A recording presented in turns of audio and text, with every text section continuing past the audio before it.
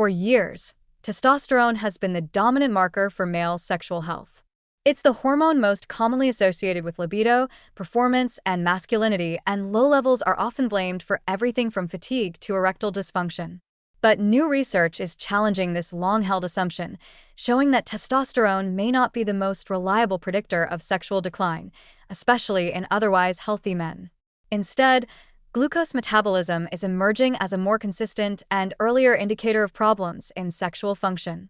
In fact, when it comes to predicting real-world issues like erectile dysfunction, loss of libido, or poor sperm quality, blood sugar tells a more revealing story than testosterone levels alone. Many men with normal or even high testosterone still experience sexual performance issues.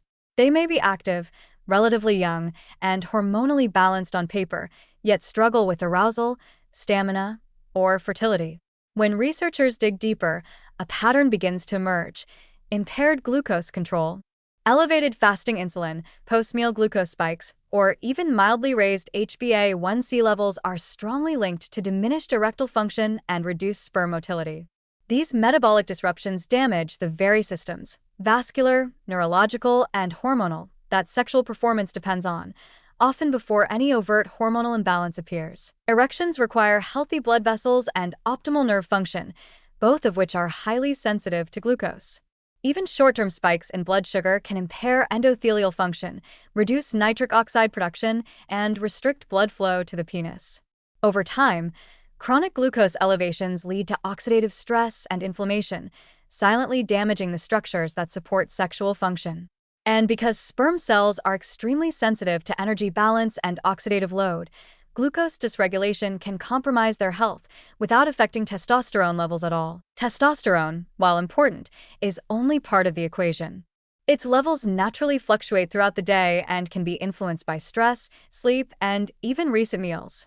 Moreover, low testosterone doesn't always translate into poor sexual performance. Many men with below-average levels maintain normal libido and function.